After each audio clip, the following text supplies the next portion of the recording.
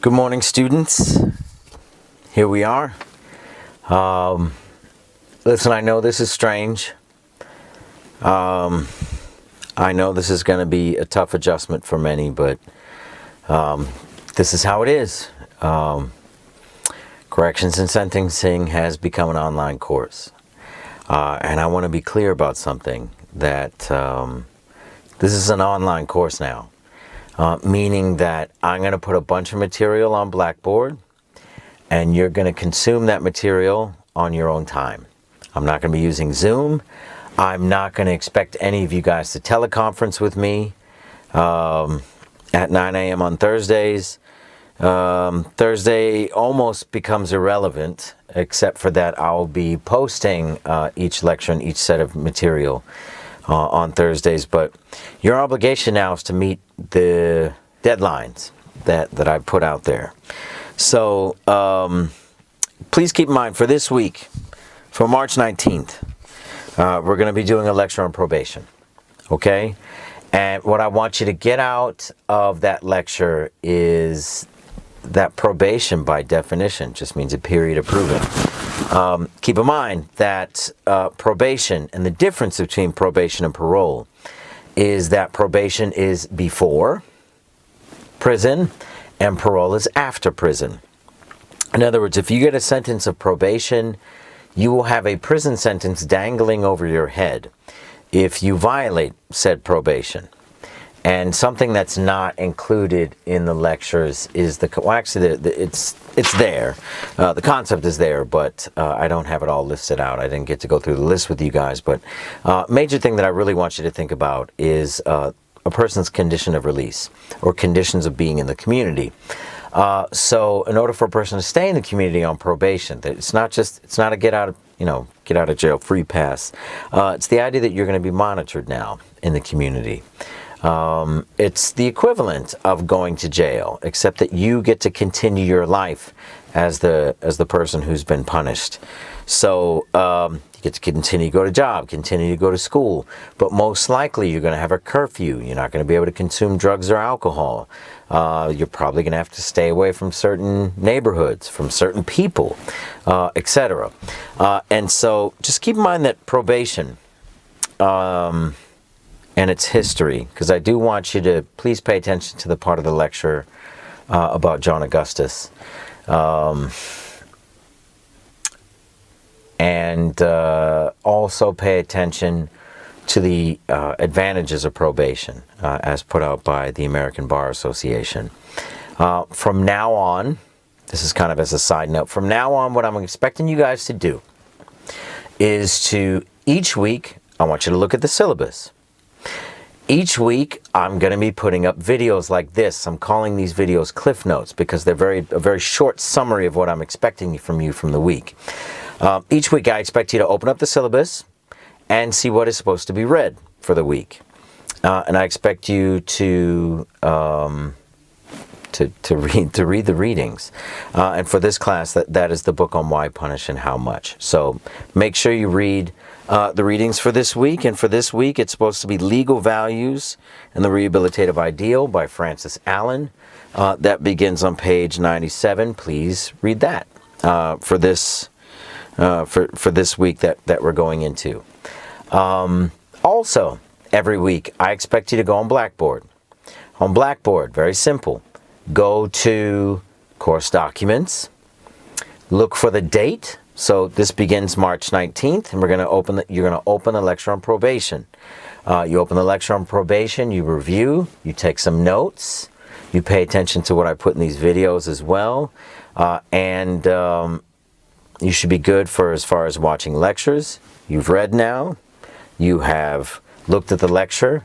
I expect you to go on the discussion board for between March 19th and March 25th. I expect you to answer those questions. So now for the 10% of that participation grade, everybody is required to do that participation. And so each week, essentially, you're going to be reading a chapter. You're going to be opening a PowerPoint slide on a course documents, and then you're going to be going on the discussion board and answering the question there. Those are typically your obligations. Everything else has become something that gets listed under under the assignments tab. So regarding the presentations are no longer presentations anymore, and everyone gets that standalone assignment now. Now listen, I'm trying to make this as simple as possible, that every single person in the class now has to do all three parts: the crime investigation, the background investigation, and making your argument for a utilitarian or a retributive punishment. If you'd like, you could still choose the things that you signed up for. And now it's up to you whether or not you want to punish the person severely or rehabilitate them. You could pick any of the 6 topics that you want: Dylan Roof, Peter Liang, Ethan Couch, Bill Cosby, Shanisha Taylor, Alyssa Bustamante. Hopefully that's everybody right there. But it's up to you. If you look under the assignments tab, now this becomes a final paper that is due on May 14th. I want you guys to choose one of those 6. I have 6 PowerPoint presentations under the directions for this final paper now, the mock sentencing paper. And I'm asking that you guys choose that. You follow the directions that are there. You follow the directions that are written under assignments, and you post that, or you put that back in on the 14th. Very simply put, I've moved a couple lectures around. The probation lecture will be this week. Parole lecture will be after spring break, for that matter, on the 23rd. But most importantly is this week's lecture for probation. And then we are doing the midterm exam next week. So the midterm exam, I already have put a portal, if you will, under the assignments tab on Blackboard. Please open that up, take a look. The review sheet is there already. You can already start studying.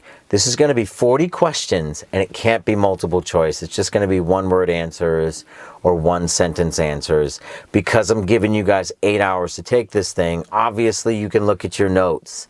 That's something I can't prevent, so I had to remove the multiple choice aspect of this. But 9 a.m. Thursday, March 26th, I will be putting the exam up in that portal, that same place where the directions are. By 5 p.m., I want you to have filled it out and submitted it back to me. If you can't submit there, you can email it to me, but this has to be done by 5 p.m. Once we pass 5 p.m. on Thursday, March 26th, the exam is now late, and I will deduct points from that point forward.